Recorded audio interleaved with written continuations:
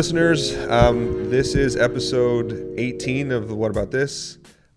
This one, we are talking Disneyland. I'm Keith. This is Travis. I'm Kyle. Producer Josh.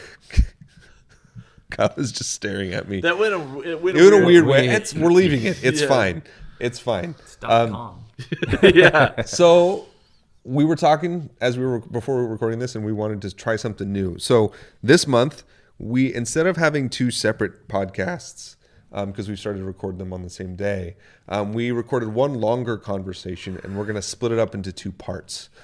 Part of the reason we wanted to do that is that we started this podcast as a way to get people, our listeners, to have conversations.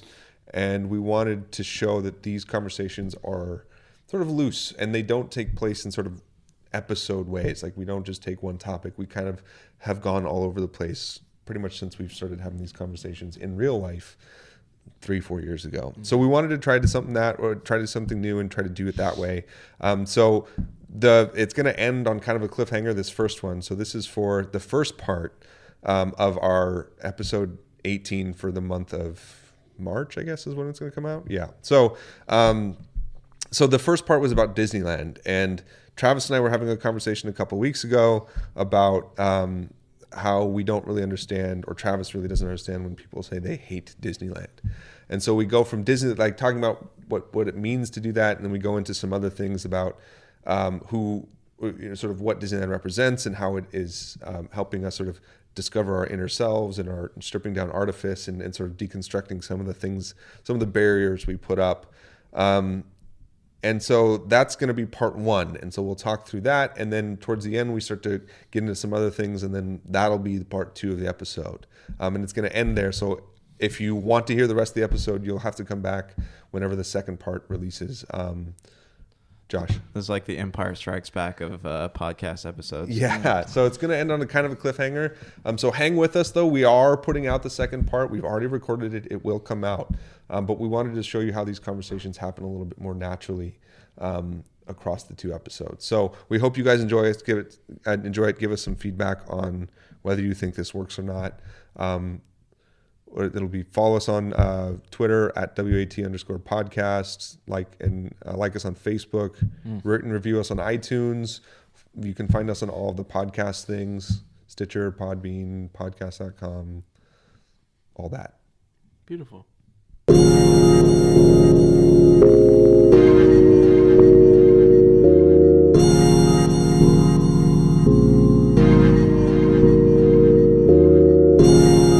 All right, welcome to What About This? Travis and I were having a conversation 2 weeks ago about Disneyland. And Travis brought up that he doesn't understand when people say that they hate Disneyland. There's a lot of things that we talked about, but... Those are season pass holders at Knott's. Yeah, right. Yeah. And so this idea that, like... Travis, you were saying something like, it's not that they don't hate Disneyland, they hate other things. That's usually what you're saying, right? Yeah, well, I guess I was thinking, how can someone hate Disneyland if you walk in, like, what is it that they hate? Do they truly hate Disneyland? So I don't think they really, when they say that, they mean I hate Disneyland, because I'm under the assumption that there's no way you can hate Disneyland. Right. Like, how do you hate it? And so I think so then I started asking a question like, do they hate people? Do they hate crowds? Do they hate themselves? Like what is it that is so off-putting to you? Like, why are you so angry? Because usually when they go, I'm like, oh, it's the worst. Right.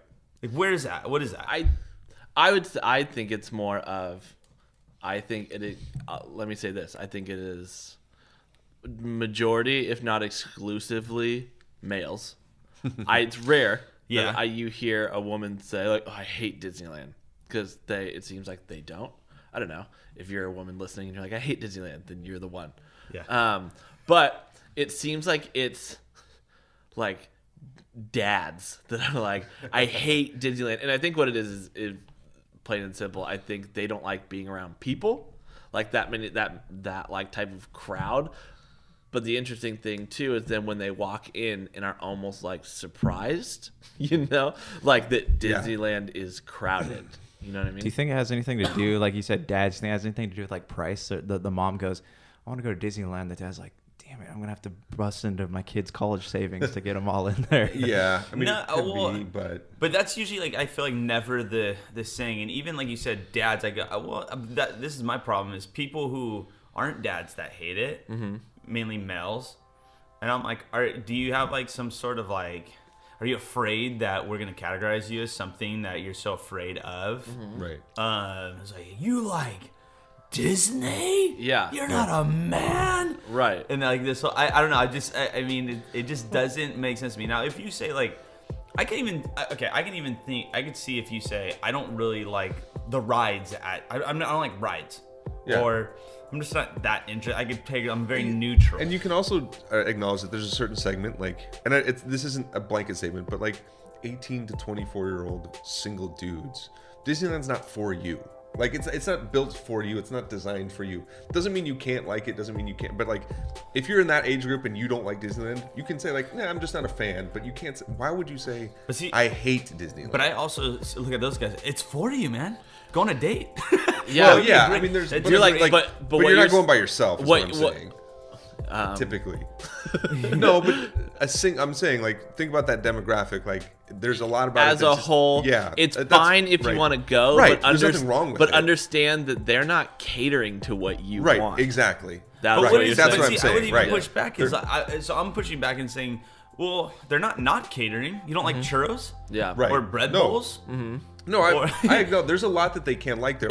But what I'm saying is like that's the only thing I would say. I still don't understand the hate thing. That doesn't make any sense. But Well, I can and- say like, yeah, it's not for me. I'm not gonna go. It's not like I may take a date there. I may like when I'm married with kids, I'll go. But like that's a different statement than saying like, oh, I just hate Disneyland. It's like, what do you Well- hate? You hate joy? You hate Right. happiness? Like, Yeah. what do you mean you But hate but see, that's the Disneyland? deal. They don't associate it with it. Right. But I also, you kind of, Kyle, as a season pass holder, That's right. you Yeah, full for a long disclosure. time, you would just go there and study. You Yeah. would go there and hang out, walk around, grab a coffee. Right, just because, yeah, I would go and I would sit and do homework on Main Street. I had like a spot. I was trying to be part of like a crew called the Couch Potatoes at one point. It was And how old were they?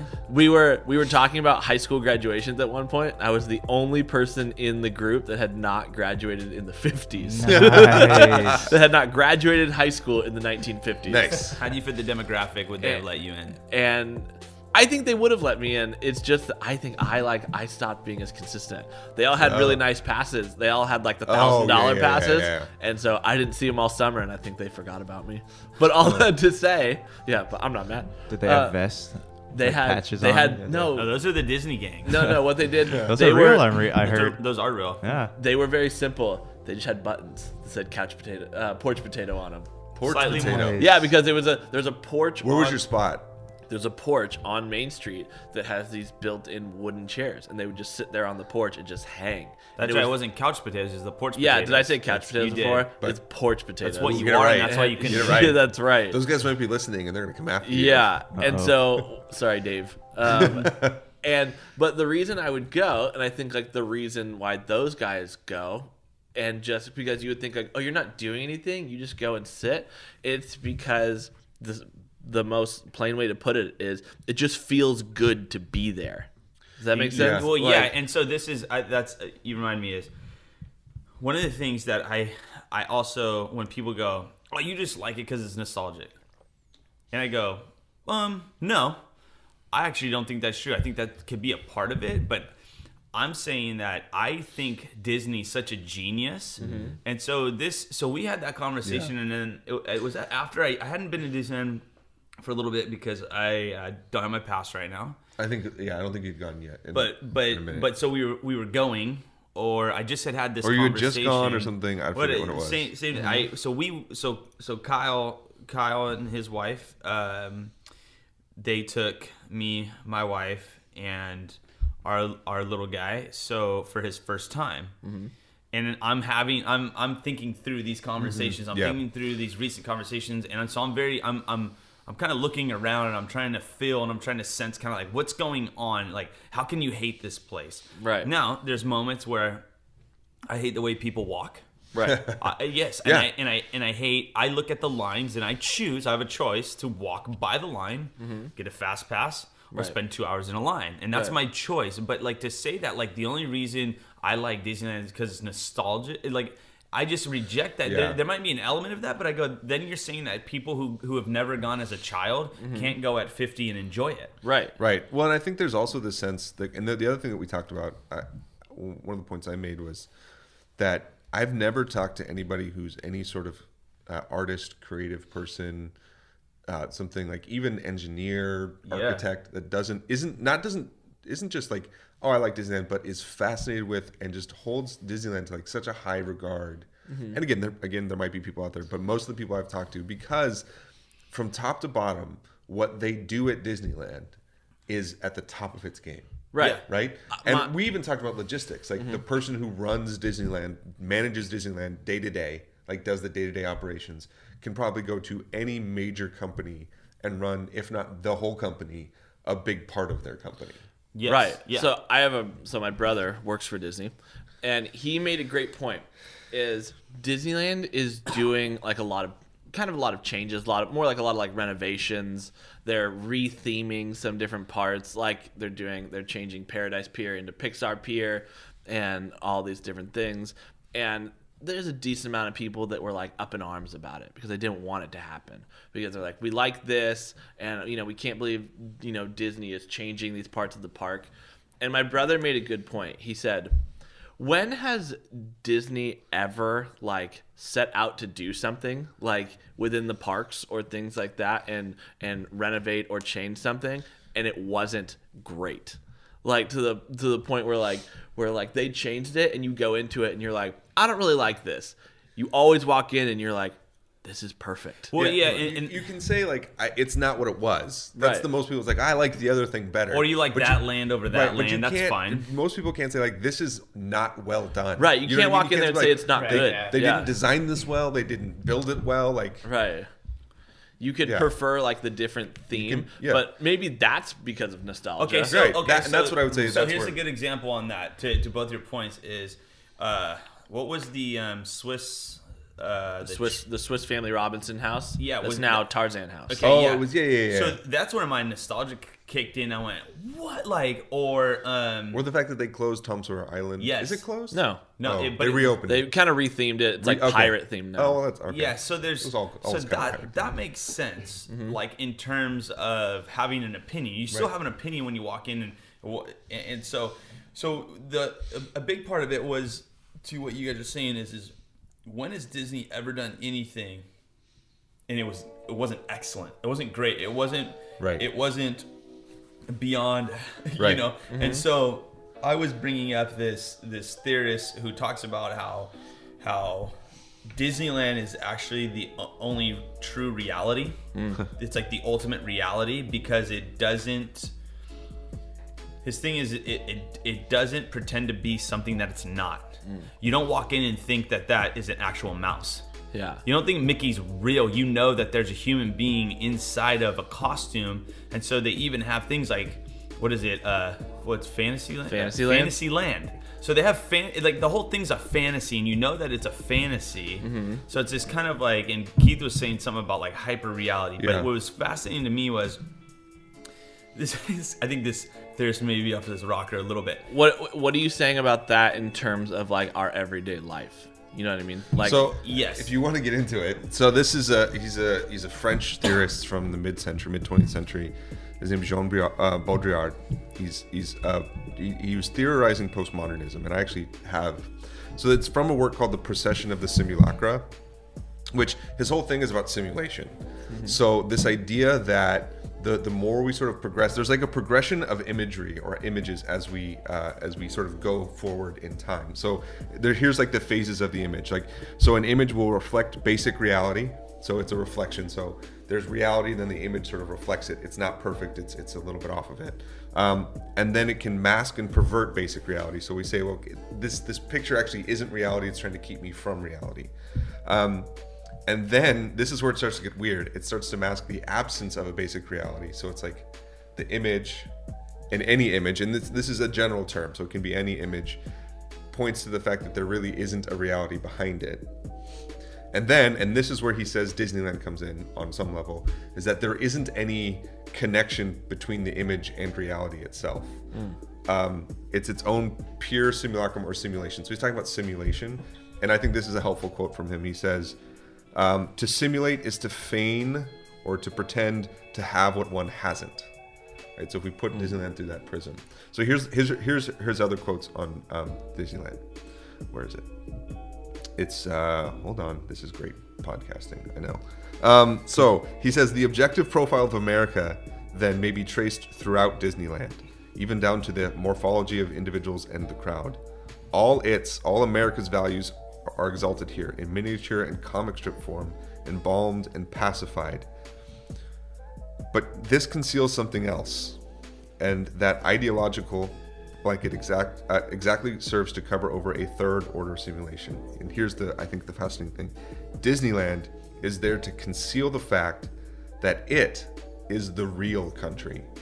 All of real America, which is Disneyland, all of real America, which is Disneyland, just as prisons are there to conceal the fact that it is the societal or the social in its entirety, right? So he's essentially saying that Disneyland is essentially there's not only is there no connection to the real in outside of Disneyland, but Disneyland actually is real, and everything outside of Disneyland is what he calls hyper real. That's crazy. So define hyper real. Yeah. So hyper real. I should. Well, it's almost like it's all a construct. So right. So he's pointing out. So here's what he's saying about Disneyland. He said Disneyland. He wouldn't say that it's real in the sense that it's like those are actual buildings, those are actual apartments, right? Or like it's not the actual Matterhorn. But what he's pointing out is that the fact that you can bring all of that together to create this whole new world means that everything we do in the real world is a lot less real than we think it is. It's a lot less given. It's a lot less. It's all constructed just as Disneyland is. Is he almost saying like Disneyland is a place where you can like let your guard down? In terms of like in the world that's like you're always trying to like construct your life and portray it as like maybe something more than it is or something it's not. Yeah. And Disneyland is a place where you can walk in and go like, I know that this is all a fantastic version. Right. So you can be more yourself than you are out in the real world. Right. So you can go into Disneyland realizing it's all fake, meaning it's all constructed. So his whole idea is that because Disneyland is artificial, it's more real than the real world because the real world pretends it's not artificial. And you don't question it when you're there. Right? He'll say it this way. The Disneyland imaginary is neither true nor false. It is a deterrence machine set up in order to rejuvenate in reverse the fiction of the real. Right? So in other words, you have your dictionary? Here's the other one. Yeah. Here we'll go. Here's the end of that quote. In the, quote, real world, to conceal it... it is meant to be an infantile world in order to make us believe that the adults are everywhere in the, quote, real world and to conceal the fact that real childishness is everywhere, particularly amongst those adults who go there to act the child in order to foster the illusions as to their real childishness. So he's saying that we all are really childishness outside of Disneyland, but we go to Disneyland to act out that childishness, and that makes Disneyland far more real than when we're outside of Disneyland. Because what you're doing in Disneyland when you're like skipping around with like eating a churro, that's like really what that is really like what you want to be doing all the time. Like that is your you're pretending not to be that. You're pretending. So every day that you're outside Disneyland is you just pretending that you are not the person who skips around with a churro. So he's saying all we do outside of Disneyland is put on artifice. When we go into Disneyland, which is presumably artifice incarnate, like it is artificial. It's fully artificial. Right? How many it things never pretends not to be artificial. But how many things are you then allowed to admit that you like inside Disneyland, that outside Disneyland that you just keep? You're just holding it all in so tight. Wait. So people who that is great. That just blew my mind. I'm still processing that right now. Josh, you are real. Josh, when's the last time you've been to Disneyland? 2 years ago. I need to go back. Josh is trembling right now. Mike's shaking. I'm never going to see things the same again. But okay, so to the earlier point we made about people who say they hate Disneyland, do you think that those people spend? Now we're back. Do you think they spend a majority of their time in there trying to build up defenses to those Yeah, Absolutely. I think they're coming into Disneyland and they're saying like, look, this is too real for me. I'm exposed. This exposes my inner self way too much, and so I'm gonna hate it. So well, it exposes the false self that you've been constructing exactly. outside of Disneyland. That's the fascinating part about it is we act like this is real, and we're not putting on something. And Disneyland basically, in break it down in simple terms, is it deconstructs all the masks that you wear. Exactly. Dude, this reminds me of thinking about, and I'm not gonna go too much into it because it's pretty crass, but it reminds me of like, dude, the Bill Burr sketch when he's like, and you're a man, and so you have to act a certain way, and somebody comes around with a puppy, and like all you want to do is just hug that puppy. Yes. But you can't because like that's not what men do. Right. Yeah, that's why I was pointing out that like there's a certain segment of the population, 18 to 25 single dudes, that say they hate Disneyland because they think it's not for them because of the artifice of Disneyland placing that it places on it. Meaning, you come in and it's all light and pink and princess and king and everybody. So those guys want to be Prince Charming. Yes, and they want to be Prince Charming, and they go out in the real world and they're not because they're like, I can't be that because that's whatever social construction has told them they can't be, right? Because to be Prince Charming is to buy into fantasy and things that they don't. And the real mind trip of it is they just displace that out of Disneyland into other things. Yes. Well, that's which like we can talk when about. you have an individual like on a dance floor and they're trying not to dance, but their arms will start going and they have to like put it back down. Yeah. Fear. Their slogan is "Come to Disneyland and find out who you really are." Yeah, right. Oh, Yeah. geez. Well, but so here's I not a whole lot of research, but I guarantee you this is going to hit home for everyone, especially if you had little sisters or little brothers who are watching the latest Disney movie, aka Beauty and the Beast, and you and your brother had to say, "This movie's so stupid," and all of a sudden you're singing every song sitting on the couch with your little sister Travis. It's a tale as old as time. Literally. Right. And you're going like this, and you look over at your brother and you go, "We still hate this." Right. And you're like, why were we rejecting how much we loved it? We have to watch it one more time to make sure how much we hate it. Right. Yes. And then After your school sister every goes, day. Like, I just have to watch it one more time. I gotta say how much I hate it. Your I gotta sister find out goes- one more thing. Your sister goes, "Okay, we can turn it off," and you're like, "Well, I mean, we're already this far into it." Yeah. It's just, Like Uno you're like, will always be there. She's like, the credits just rolled. yeah. Like, we're getting to my favorite that's the part. title screen. Play it We're, again. we're far Play it enough again. into it. It's insane actually. It's kind of schizophrenic if you think about it, Oh, because we're sitting there pretending to be two people. And Disney knows, Well, and they know and because that's because there's like right. Disney movies that even you as an adult you see that and you go like, that's that movie, like, maybe when you have kids you can buy that and watch it, and Disney is sitting there going, I know you wish you could buy that right now. Well, and this is And you will buy it. Yeah, in a they couple go- years when you have kids. This is the other thing Yeah, we for talked you. about too. Uh-huh. The other thing we talked about was how good Disneyland is, or not even Disneyland, how good Disney is at, and this is a term that some critics have used, but Disney is at Disneyfying things, like of making sure that the thing they produce is Disney. And I think we can use sort of this idea of the simulation, how good they are at understanding that what they're producing is that sort of stripping down of artifice, right? By producing artifice, right? So that's the truth of what they do, is that they're like, we're going to put something out there that we know is fake and pretend in order to get you to realize that you can stop pretending. Whether they state that way or not is not the point. But we were talking about how good they are at their culture, at Disney culture, reproducing what it's trying to do, which I think is what this thing is. I think one of the questions, well, maybe we could even a little tap into people who hate Disneyland a little bit more, but what I think their ability in kind of what you're saying in there is the whole deconstructing the self. That's why you have these Disney gangs, and you have guys that look like they're about to get on, and they probably are, I don't know, Harleys. They bear the image of a scary person, and they're the nicest tatted up group of people, and they have all these different Disney gangs, and they actually have been known for stopping, say, a drunk guy in the park from doing something stupid, right? And so even in that it's calling out that very narrative about what it means to be a man, in that regard, which I find very fascinating. Yeah, and I think one of the things, like, so let's go back to my segment of the population, 18 to 24-year-old. why I know that Disneyland is so good at what they do is because they did the thing to target that group specifically. They bought the rights to the Marvel movies, and they turned them into Disney products. If you look at the Disney Marvel movies, they are not comic book movies. They are Disney Marvel movies. The action adventure, action because comedy. if you read comic books, they're a lot darker, a lot more violent, a lot harsher, and a lot more. A lot more sex. Well, yeah, sex and there's all this and there's all this stuff and there's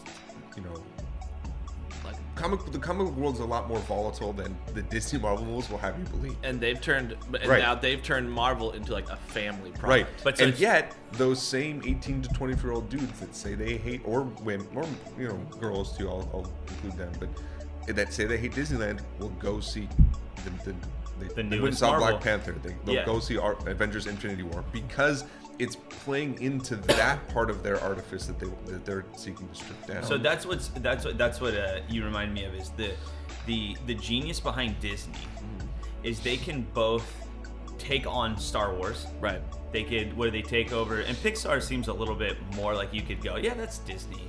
But when I think Star Wars, I don't think Disney. Oh, that's right. We did talk about this. But when I walk into Disneyland and I see Star Wars, they don't take away from the Star Wars brand. Right. But the Star Wars brand, if you will, or Disney is able to bring Star Wars underneath their umbrella, and you don't flinch. Right. And I go, there's a genius in that that you're able to take on Marvel, and aren't they? Aren't they creating a whole lane? Star Wars land. Well, Star Wars land within Disneyland. They've done stuff in Disneyland. But what about for California? Marvel. They're changing all of. I mean, Tower of Terror to they're Guardians talking of the about. Galaxy. I think it's going to be all of the Hollywood area is going to be Marvel. Right. Okay, so no one's going to be upset about it. No one feels like it doesn't. No one feels like that within Disneyland doesn't make sense. yes, that's the key. Not That's only the that, key. but now we're going to have a generation of people that will always connect Disney with Star Wars. And Star Wars was nowhere near Disney back in the day. Like, they were distinct worlds. You know why? Because Disney didn't create it. Right. But what I'm saying is that's the other thing we can talk about, how Disney doesn't often.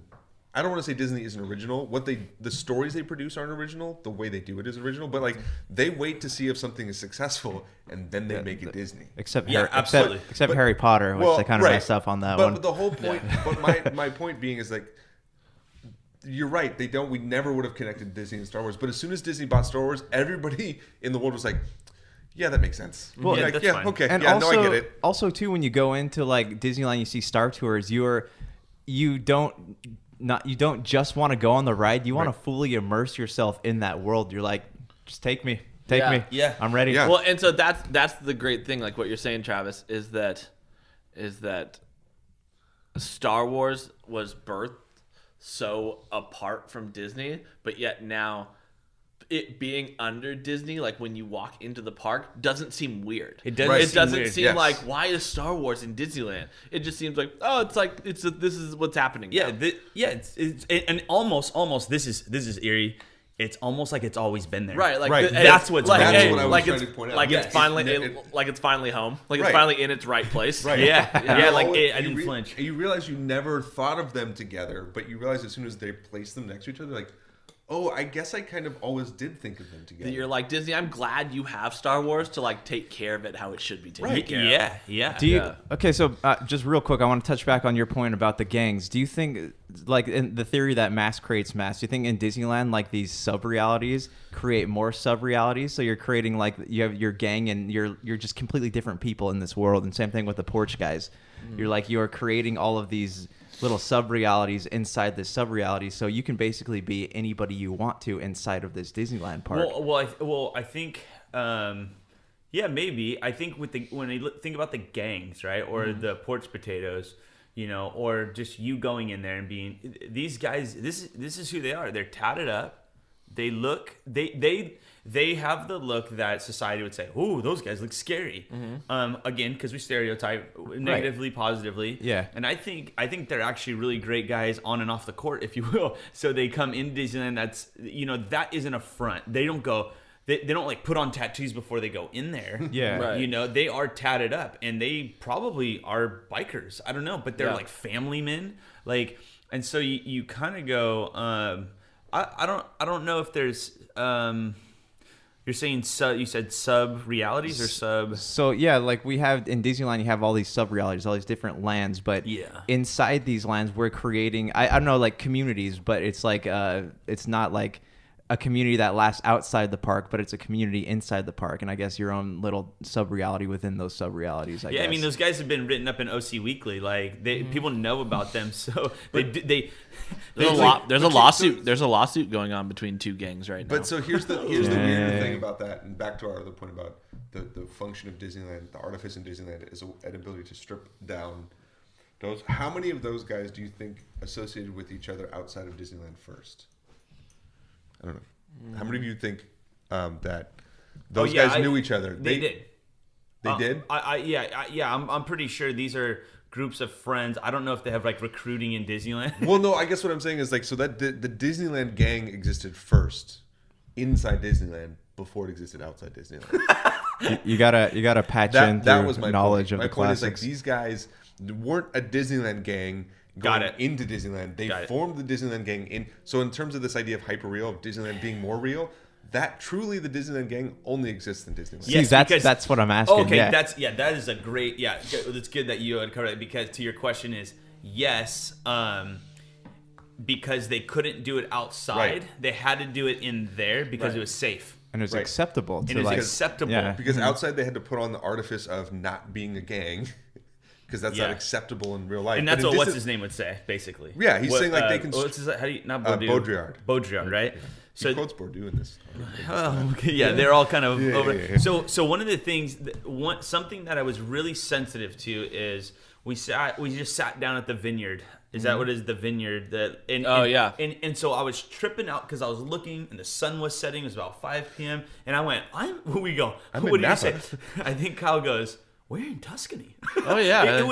It was insane. So to this point of hyper, like I also think that when you walk through, and it was interesting because it was almost like the first time that I was more focused on someone else experiencing Disneyland than myself, because it was my son's first time. Right. And but I was also very observant. I was walking through in these trees, and it's almost, this is what I wish life was like. Right. It is like all my ideals are wrapped into one, like the main street. Even when you walk into California and you have the farmers market and it's this very LA Hollywood shops and you just go, this is how I imagined it to be. This is what I want in my life. And then I had this moment when I went, I gotta drive back home tonight. Right. Like I'm not staying in the California hotel. Yeah, the Grand Californian. Yeah, like I there's something in me that desires this like ideal, right? And they almost kind of go, this is it. And so is that why you think that you have these families too that like they're so exhausted by the end of the day, but like they also don't want to leave? Right. Yeah, well, as you're walking away, like you go through downtown Disney, you're going to where the trams are. Do you ever have that moment where you're like, you can feel parts of your imagination slowly decaying? Yeah, as they're you like, reach the because you have to get back to that fake self now. Right. You have to like, put the mask back on. I'm back in the parking structure, and I need to be a certain way now. So much so that the monorail or the tram. The tram's a ride, but all of a sudden when you're on it, you have to act professional. Right. You have to act like an adult. Oh yeah.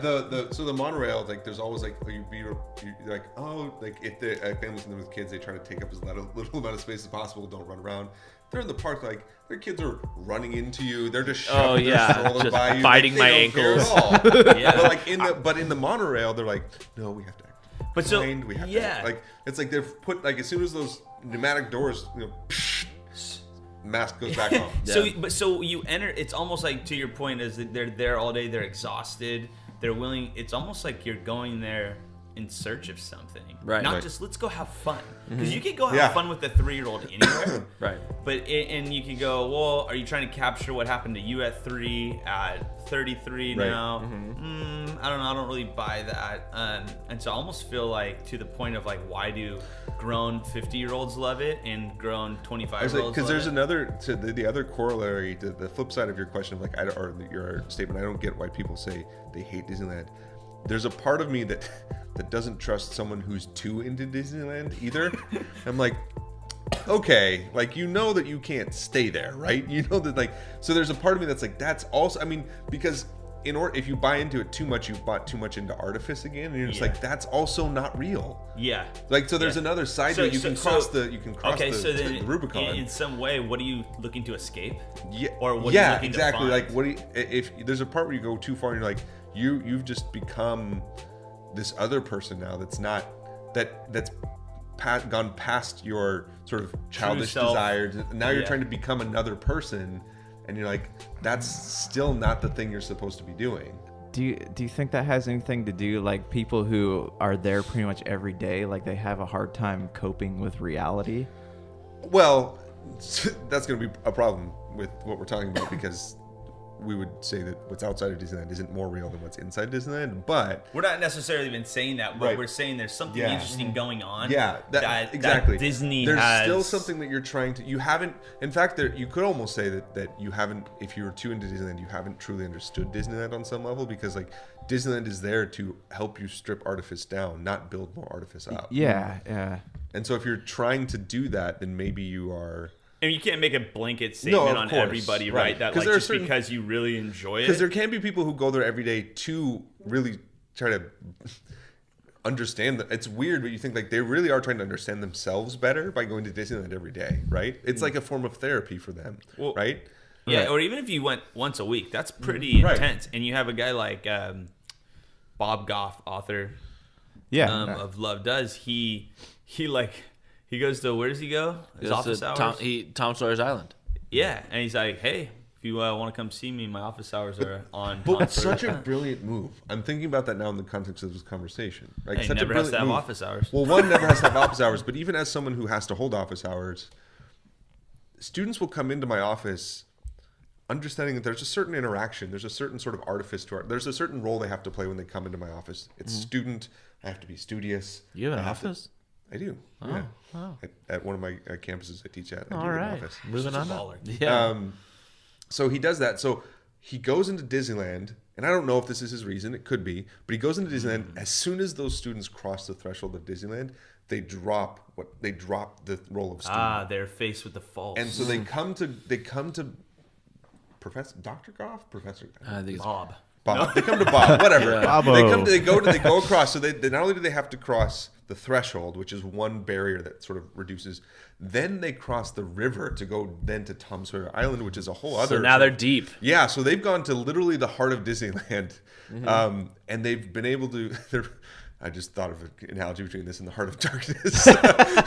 It's not there, Recalled but to I'm just life. saying. So, but they're going farther and farther in to just strip themselves of this artifice of student, of understanding, and he's done away with the professor-student relationship, and they can be open and honest with him. Because he's been stripped as Right, he goes because he's through also that the process. same thing. He's gone ahead. He's already there. They already understand that his artifice is stripped down, and so they can now meet him in an equal place, and they can have a more fruitful discussion about their work. So That's going to be my guess of why he does that. And I guarantee if we asked him, he would let us know. Yeah.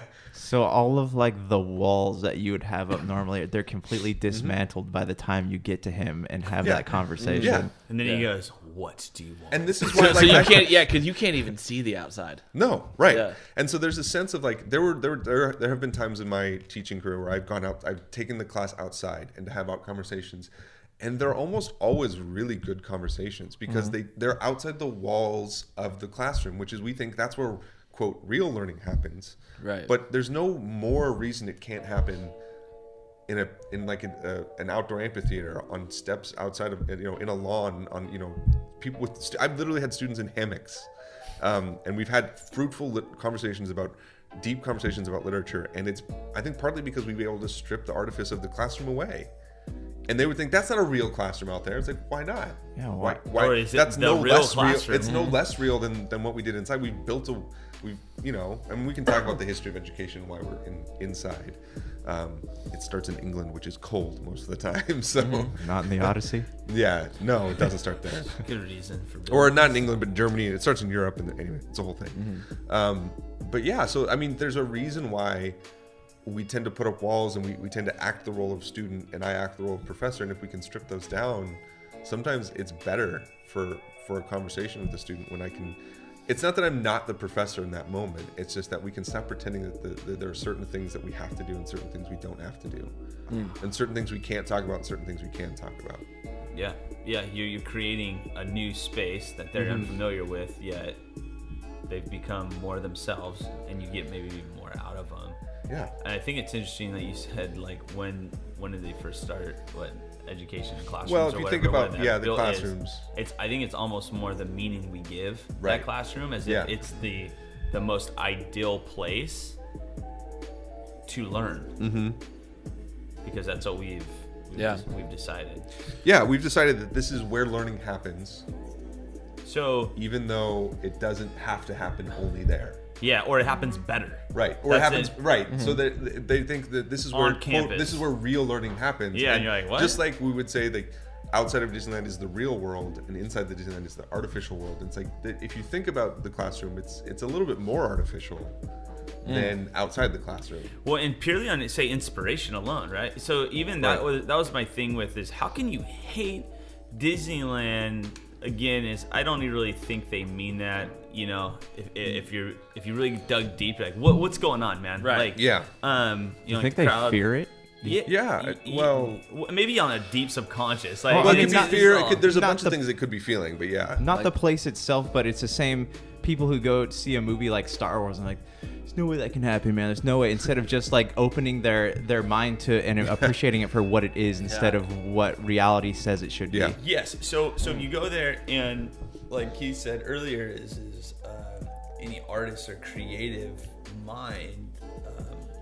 You walk in there, and it's inspiring that they were able to pull this off, even with like their ability to create the depth and to make you almost feel like I'm here, aren't I? Right. like I'm in this Right. place, and so you go, what sort of vision does that architect have, or whoever is involved in that Right. Because process? And then Disney World is a whole well, nother it level. literally is a miniature world. Like They like you go on like freeways outside of Freeways. the outside of like the parks, and like you're still on Disney property. You know what's funny too is like Yeah. if you think about that. What's interesting about that is the Epcot is the what's the international one where they have Epcot, Epcot. where they have the World's Fair. They've equated that with the Animal Kingdom one and with the Disneyland version. Like so, they've equated the literal real world with all of these other fake worlds already. But it's also so good that now I feel like I don't need to travel because like Well, and I went to 15 countries today. Right. So, but what I think Simulate. what happens, what I do think is interesting is about this idea that as we progress sort of in this sort of towards this idea of the simulation, one of the things that I've realized, because we did talk about Disney culture and how Disneyland is not selling me a product. Like Disneyland is, if they're not interested in selling me like because the product, if you want to get down to the brass tacks, like the product is like either the ticket or the churro or the corn dog, like or like the t-shirt. But they're not interested. They don't care about that. Right. Whether I ever buy a t-shirt from Disneyland, they don't care. They're selling me the real. They're selling me that the brand. Yeah, they're selling me that. They're selling me the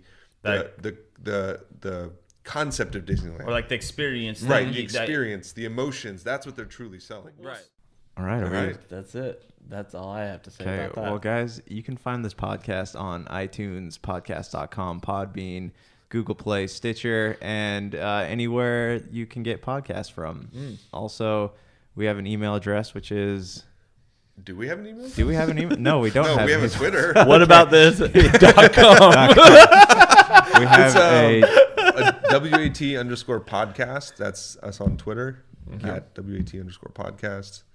You can reach out to us. And follow us on Facebook. Follow us on Facebook. Talk to us. We'd Like love us, to... and rate and review us on iTunes. That's that way. It sort of it reaches more people. The more people that rate and review us, and it allows us to sort of keep doing this. We want you guys to get involved. Yep. Also, if you're organized, maybe you could join the team. Yeah. Because a year later, we didn't know if we had an email. If you've got a knack for gentlemen and emails, boy, do we have an opportunity. Again, that is a wide net. I don't know if we want to cast. Boy, do we have an opportunity for you. Just what is the Venn diagram of people good with gentlemen and email? 100%. Yeah. I don't know. I feel this position yet. Yeah, I'm just trying to cast a wide net, and so we'll have a lot of opportunities. say- for We're gonna people. get ZipRecruiter.com. Facebook's in targeting, this. yeah. Facebook's targeting algorithm would not be helpful here. Yeah. What two things are you looking for? We desperately Someone need who some likes behind the men, scenes work, though. Someone who likes emails. Oh, all right. All right, guys. Thanks for listening, everyone. Yeah. Yeah. Brink here from Super BS, talking about the things you know you love and the things you love to know. Join us weekly for a podcast about video games. Mostly. Oh, yeah.